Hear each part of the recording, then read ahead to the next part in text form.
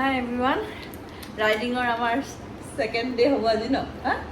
আজি second day হ'ব Second day hobo. আমি মানৱ অভয়াৰণ্যলৈ যাম অভয়াৰণ্যটো পটককৈ নুফুটে কিন্তু হৈ যায় আৰু। অভয়াৰণ্য ফৰেষ্ট হ'লে বেছি ভাল অসমীয়াত অকণমান দিগদাৰ হৈ যায় ক'ব লাগিছিল বস্তু মানস নেশ্যনেল পাৰ্ক সেইটো ক'বলৈ আমি আজি মানস নেশ্যনেল পাৰ্ক যাম ইজি কথাটো কৈছোঁ ন তাৰপিছত আচ্ছা কালি কিছুমান এক্সপিৰিয়েঞ্চ ক'বলৈ থাকিলে কালি আমি যেতিয়া আহি আছিলোঁ একদম ফ্ৰেছ এণ্ড ফাইন আহি আছিলোঁ ঠিক আৰু পাবলৈ 3 ঘণ্টা 2.5 ঘণ্টামান আছে আৰু মানে বৰপেটা ৰোড পামহি আৰু তেনেকুৱাতে হাইৱেত আহি আছোঁ গুগলে দেখাই দিলে বেলেগ ফালে হাইৱেৰ পৰা বেলেগ এটা ৰাস্তা দেখালে বঢ়িয়া ৰাস্তা দেখাততো একো প্ৰব্লেম লগা নাই ধুনীয়া ৰাস্তা আমিও সোমাই দিলোঁ শ্বৰ্টকাট বুলি সোমোৱা নাই নাজানো আৰু আমি গুগলে যিটো দেখাইছে সোমাই দিলোঁ আহি দেখিলোঁ এখন গাঁও পালোঁ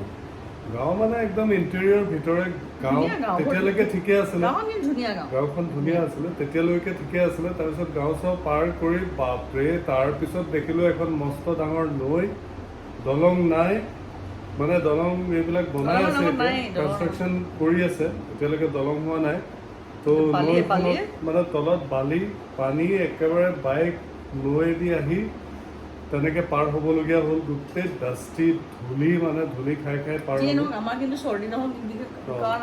মাস্কখন লগাই আছিলোঁ তথাপিতো গোটেই গা মানে ডাষ্টি হৈ গ'ল তাৰপিছত নৈখন পাৰ হৈ তেনেকে 2খন নৈ পাৰ কৰিবলগীয়া হ'ল আৰু ৰাস্তাৰ কথা কি ক'ম আৰু তাৰপিছৰ পৰা হৰিবল কণ্ডিশ্যন মানে ৰাস্তা বুলিবলৈ নাই আৰু গোটেই শিলগুটি গাত জঁপিয়াই আহি প্ৰায় 2 ঘণ্টামান আৰু এই 2 ঘণ্টা চাগে প্ৰথমতে আৰম্ভণিতে পোৱা হ'লে একো নাই তেতিয়া ফ্ৰেছ হৈ আছিলোঁ অফ ৰাইডিং একদম লাষ্ট মোমেণ্টত এনেকুৱা অফ ৰাইডিং হৈ গ'ল প্ৰায় 10 ঘণ্টা ৰাইড কৰি অহাৰ পিছত তেনেকুৱা এটা অফ ৰাইডিং মানে আল্টিমেট দিছে আৰু আমাক মানে টেষ্টিং আল্টিমেট টেষ্ট লৈছে আৰু তাৰপিছত ফিজিকেল মানে এণ্ডুৰেঞ্চৰ আৰু এটা ইণ্টাৰেষ্টিং কথা কওঁ মই কৈ লওঁ বেয়া নহ'ব কি একচুৱেলি আমি ব্লগিংটো বহুত পিছত কৰিছোঁ ন কিন্তু আমি দুটাই বিয়াৰ পিছৰ পৰা নহয় বিয়াৰ আগৰ পৰাও প্ৰায় বাইকত ফুৰিবলৈ যাওঁ খুব জাৰ্ণি কৰোঁ বাইক জাৰ্ণি কৰোঁ বিয়াৰ পিছত তেতিয়া মোৰ এনফিল্ড এখন আছিলে ৰয়েল এনফিল্ড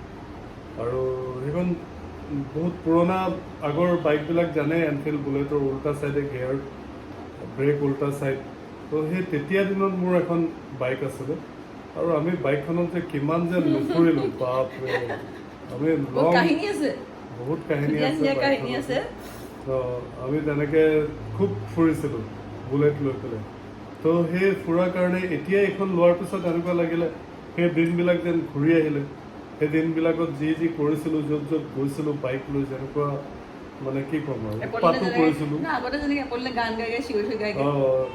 তাই কি কৰে বাইকখনত পিছফালে খাৰা হৈ দিব আৰু পুৰা একদম চিনেমা আৰু একেবাৰে গান গাই চুলি একেবাৰে উৰুৱাই গান গাই আহে চ' সেই দিনবিলাক মনত পৰে কেতিয়াবা আৰু এই বাইকখন লোৱাৰ পিছত সঁচাকৈ লাগিছে সেই দিনবিলাক যেন ঘূৰি আহিলে আকৌ সেই উৎপাতবিলাক কৰিম আকৌ তেনেকৈ ফুৰিম আৰু নিশ্চয় কৰিম সেইবিলাক কৰিবই লাগিব আচ্ছা আৰু এটা মই এটা কথা কওঁ মোক কি ঠগিছে কওক সঁচা কথা কৈছোঁ আপোনালোকে অন্যায় কৰিছে নাই কওক এই যে জাৰ্ণিটো লৈ আহিছে মোলৈ ইয়ালৈ আপ টু মানস বুলি কৈছোঁ আহি লৈ আহিছে কাৰণ কি জানে মোৰ ষ্টেমিনা চাইছে অ'কে আৰু মোৰ ষ্টেমিনাত মই পাছো কৰিলোঁ কিন্তু এতিয়া মই যোৱাকালি অলপকৈ মানে শুনিছোঁ আৰু তেওঁ হেনো ক'ত যায় লাডাখ আৰু তাক মোক কৈছিলে যে তোমাক লাডাখলৈ লৈ যাম হা এতিয়া কৈছিলে অকলে যায় নহয় লাডাখ যোৱাটো ইমান সহজ কথা নহয় যাব পাৰিলে বহুত ভাল কথা লাডাখ মানুহ কেনেকৈ যায় কৈছোঁ ইয়াৰ পৰা ফ্লাইটত যায় আধা তাৰপৰা হেৰি মানে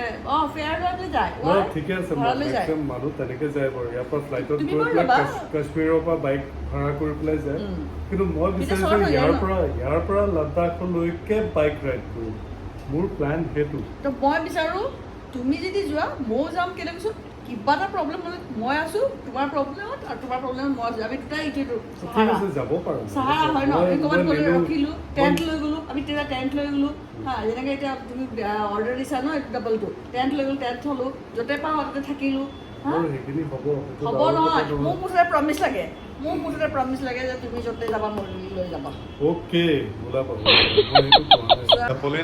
সাজি কাচি ৰেডি ধুনীয়া লাগিছে দেই আপোনালোকে চাগে ভাবিছে যে এপলিন এয়া মেখেলা চেখেলা পিন্ধি ৰেডি হৈছে যে একচুৱেলি বৰপেটা ৰোডতে থকা আমাৰ ডাঙৰ ছোৱালী চিমৰানৰ ছিনিয়ৰ ডক্টৰ এজন আছে ত্ৰিদীপ তো আজি এতিয়া বৰ্তমান আমাক ত্ৰিদীপৰ ঘৰত নিমন্ত্ৰণ কৰিছে আমি ব্ৰেকফাষ্ট এতিয়ালৈকে কৰা নাই কেইটা 10টা বাজিছে ব্ৰেকফাষ্ট লাঞ্চ গোটেইখিনি ত্ৰিদীপৰ ঘৰত আয়োজন কৰিছে কালি ইনফেক্ট ডিনাৰ কৰিবলৈও ইনভাইট কৰিছিলে কিন্তু যিটো আমাৰ ভাগৰ লাগিলে চ' আমি ডিনাৰৰ কাৰণে যাব নোৱাৰিলোঁ চ' এতিয়া ব্ৰেকফাষ্ট এণ্ড লাঞ্চ আমাৰ ডক্টৰ ত্ৰিদীপৰ ঘৰত আৰু এতিয়া তাৰ কাৰণে এপলিন একেবাৰে সাজি কাচি ৰেডি क्या बात है ঠিক আছে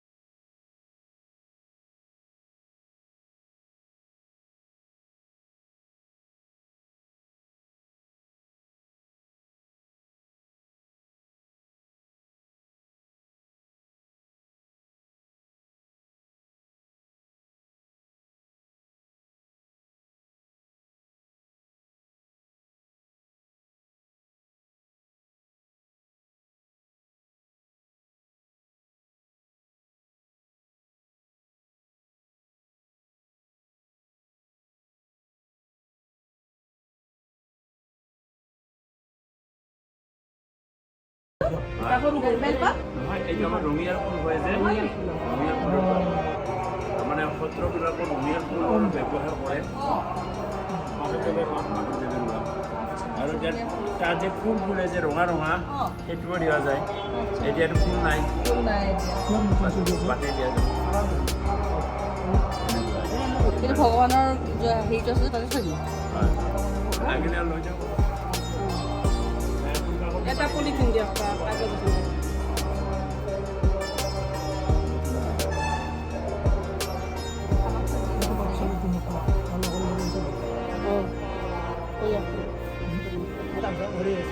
নাই সেইটো মানে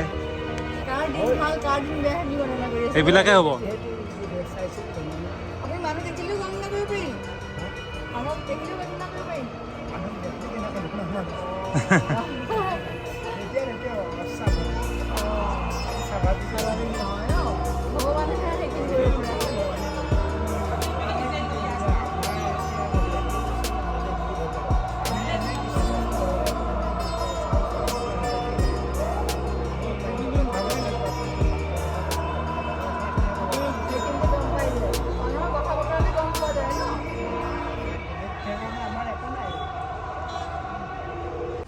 আমি এতিয়া আহি মানস নদীৰ কাষলৈ আহিলোঁ আৰু ইমান ধুনীয়া ইয়াত পৰিৱেশ চব মানুহে এইফালে ছানছেট হৈ আছে ছানছেটৰ এটা ধুনীয়া ভিউ আৰু এইফালে গোটেই ছানছেট উপভোগ কৰা মানুহৰ দেখাইছোঁ আপোনালোকক এইফালে চাওক গোটেই গাড়ীৰ লাইন আৰু একেবাৰে গোটেই মানুহে মানুহ আৰু এইফালে তলত দেখিছে এইফালে গৈ শ্বৰ্ট ব'ট ৰাইড এটা কৰিব পাৰি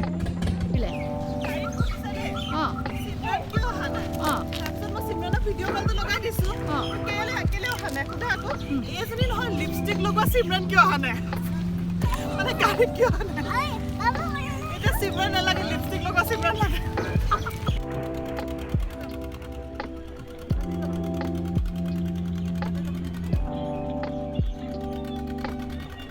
এপলিনৰ মুড আহিলে ব'ট ৰাইড কৰে বোলে তো আমি এতিয়া বোট ৰাইড কৰিবলৈ গৈ আছোঁ।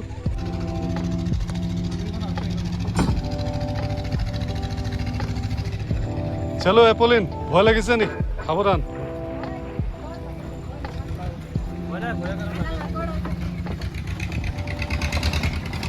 আহা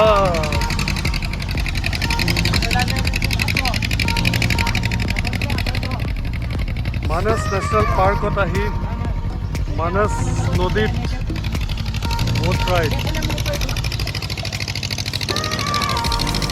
এয়া গোটেই টিমটো এতিয়া বোট ৰাইডত। লাইফ জেকেট পিন্ধি লোৱা, তুমি পিন্ধি লোৱা। চবেই লাইফ জেকেট পিন্ধি লৈছে।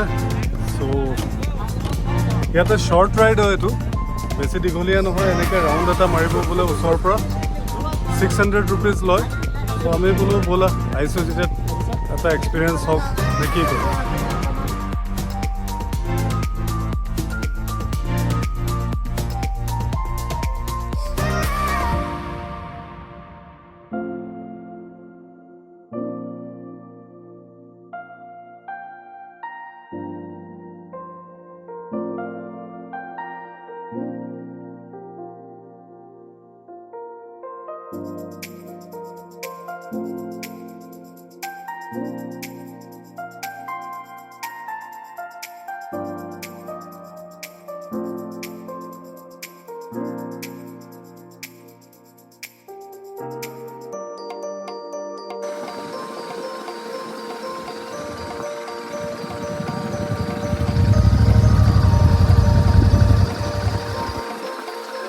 ভিউটো একদম বেলেগ। চ' আমি আহি পালোহি এতিয়া মানস নেশ্যনেল পাৰ্ক। আৰু ইয়াত আমি চাওঁ আমি বাঘ দেখিবলৈ পাওঁ নে নাপাওঁ, হয় নহয়?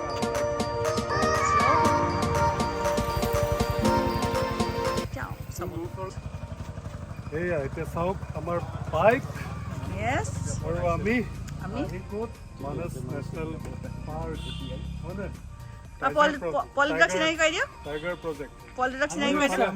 এইটো এটা সৰু মাইনা, ক'বলৈ সৰু অঁ। ডাঙৰ, আৰু এইটো এটা ডাঙৰ মাইনা। ডাঙৰ মাইনা, সৰু মাইনা আৰু ডাঙৰ মাইনা ডাবল ধামাকা। ডাবল ধামাকা। চ' আমাৰ লগত আহি এওঁ লৈ আহিছে, একচুৱেলি টেডি পেন লৈ আহিছে। আমিতো একো নাজানো। চ' এতিয়া ভাল লাগিছে আহি পেলাই। এতিয়া ভিতৰত যাম, কি পায় এতিয়া ভিতৰত গ'লে দেখিম।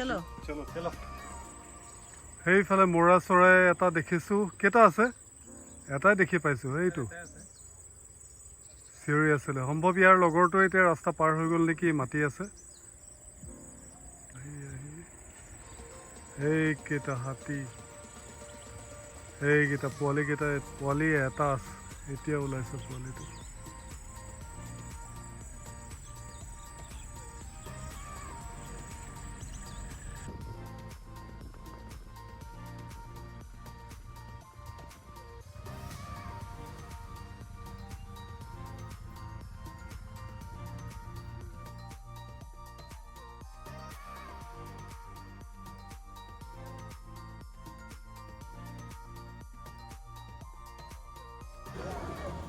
যিহেতু সন্ধিয়া হৈ গ'ল, আহি আমি এখন ধুনীয়া ৰিজৰ্ট দেখিলোঁ।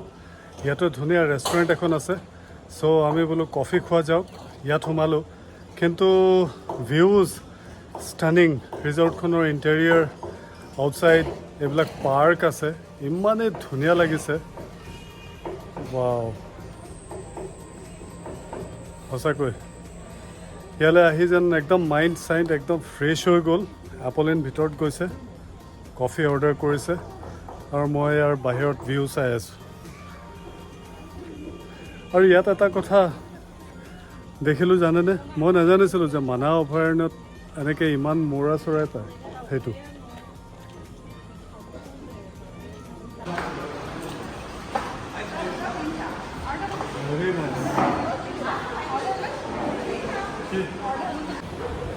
এই আমি দুটা আহি এতিয়া ৰেষ্টুৰেণ্টৰ ভিতৰত কফি অৰ্ডাৰ কৰিছোঁ। ৰেষ্টুৰেণ্টটো দেখিছেনে আপোনালোকে? ইমান ধুনীয়া এম্বিয়েঞ্চ, সঁচাকৈ বাহিৰততো ক'বই নালাগে। ধুনীয়া এখন পাৰ্ক আছে, গাৰ্ডেন আছে। তাৰপিছত ইয়াত থকাৰ আমাৰ হেঁপাহ আছিলে, আহিছিলোঁ থাকিম বুলি, বাট ৰুম এভেইলেবল নহয়। ইমান ধুনীয়া এখন ৰিজৰ্ট, ক'ৰ পৰা ৰুম এভেইলেবল পোৱাটো এটা আচৰিত কথা। আৰু দ্বিতীয়তে আটাইতকৈ ভাল লাগিছে কি চাৰিওফালে মৌৰা চৰাই আৱাজ, চাৰিওফালে পৰা মৌৰা চৰাইবিলাকে চিঞৰি আছে, ইমান এটা ভাল পৰিৱেশ। ৱাও, দিল খুছ হৈ গয়া।